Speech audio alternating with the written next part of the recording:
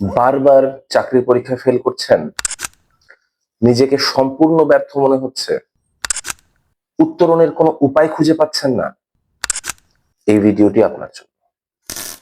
আসসালামু আলাইকুম, আমি জেডে সৈয়দ আহসানুল আলম, 38তম বিসিএস তথ্য ক্যাডার।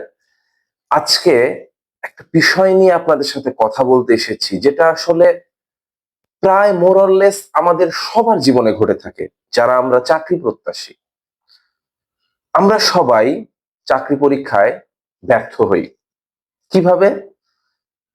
প্রথম চাকরির পরীক্ষায় কিন্তু সবাই চাকরি পায় না। 99.9% মানুষই ব্যর্থ হয়। তারা কিভাবে সেই ব্যর্থতাগুলোর সাথে ডিল করে, এই বিষয় নিয়ে কথা বলবো।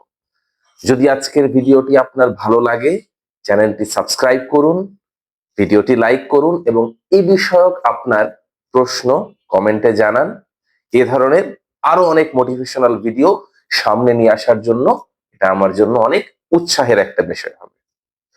তো চলুন, ব্যর্থতা মানেই কিন্তু শেষ হয়ে যাওয়া নয়। আপনি যখন কোনো একটা কাজে ব্যর্থ হচ্ছেন, এর মানে কি? প্রথম অর্থ হচ্ছে সেই কাজটা আপনি করার চেষ্টা করছেন, সেই কাজটার আপনি সূত্রপাত ঘটাচ্ছেন। একজন মানুষ কখনোই জীবনে ব্যর্থ হয় না যে কোনো ধরনের কাজ করে না। আপনি যদি কোনো কাজ শুরু করেন, আপনি সেটাতে ব্যর্থ হতেই পারেন এবং এই ব্যর্থতা কিন্তু আপনার জীবনের চূড়ান্ত ব্যর্থতা নয়। এই ব্যর্থতাটাকে আপনি সবসময় মনে রাখবেন, আপনি কিছু একটা চেষ্টা করছেন, সেই কারণেই ব্যর্থ হচ্ছেন। যে চেষ্টা করে না সে কখনোই ব্যর্থ হয় না, এটা সবার আগে মনে রাখবেন। আমার উদাহরণটা একটু আমি বলি আপনাকে। অন্যের কথা বাদ দিলাম, রবার্ট ব্রুসের কথা বাদ দিলাম, সবার কথা বাদ। আমি আমার চাকরি জীবনে 50টার বেশি চাকরির পরীক্ষা দিয়েছি, 50টিরও বেশি। আমি চাকরি পেয়েছি সর্বমোট 3টি।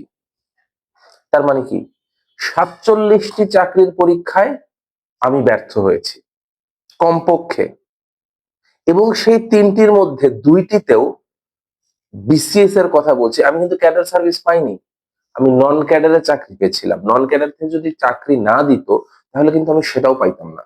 তাহলে আপনি ধরে নিন যে ওই 2টাতেও আমি মোটামুটি 50% ব্যর্থ হয়েছিলাম, যদিও নন ক্যাডারে চাকরি পেয়েছি।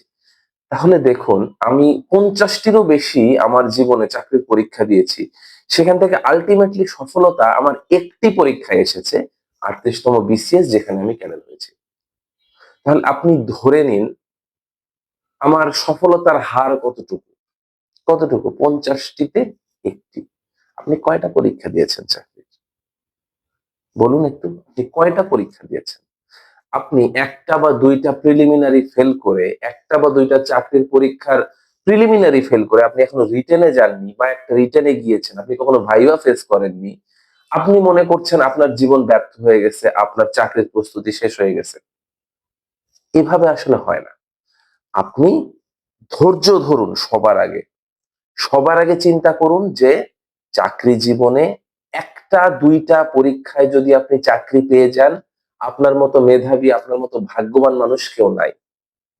কিন্তু পরিশ্রম ভাগ্যকে ওভারকাম করতে পারে।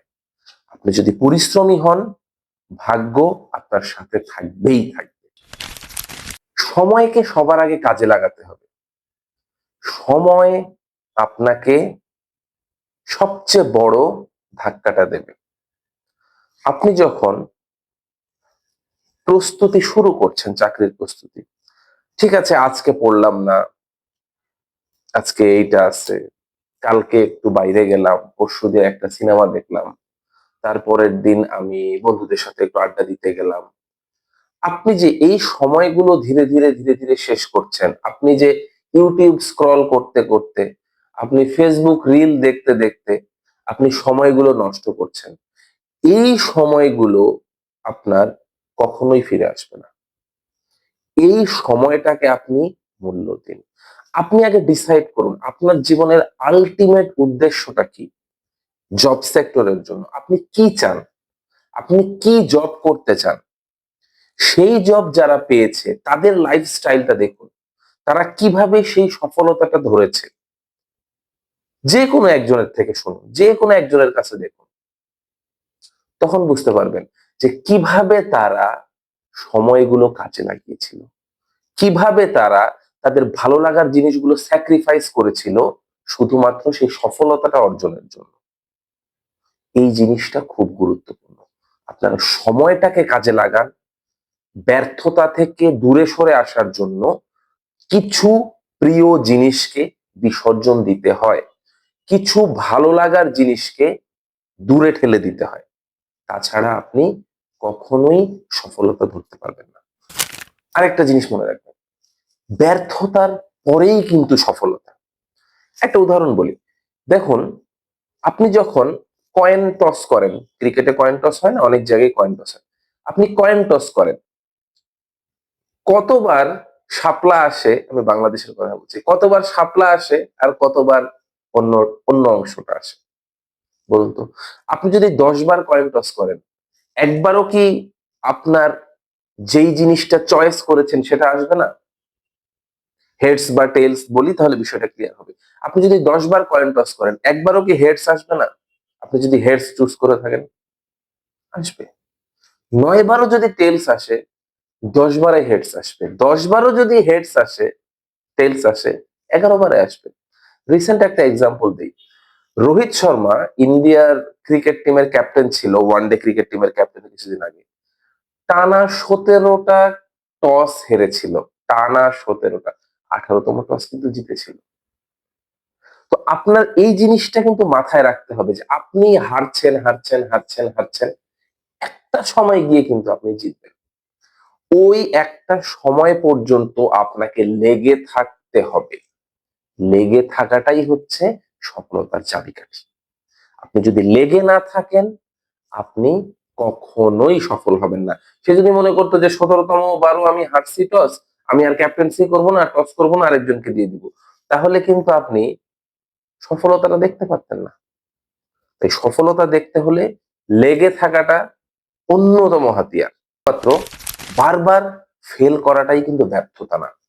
সেই ফেলিওর থেকে কিভাবে সফলতাটা আপনি বের করে আনবেন, সেই ফেইলিওরকে কিভাবে পুঁজি করে আপনার ধীরে ধীরে উন্নতি করবেন, সেই ফেইলিওরকে কিভাবে আপনি আপনার ব্যর্থতা মনে না করে আপনার জীবনের একটা ধাক্কা মনে করে সামনে এগিয়ে যাবেন, এটাই আপনার ক্যারেক্টার শো করে, এটাই আপনার দৃঢ়তা শো করে, এবং এই কারণেই আপনি একদিন সফল হবেন।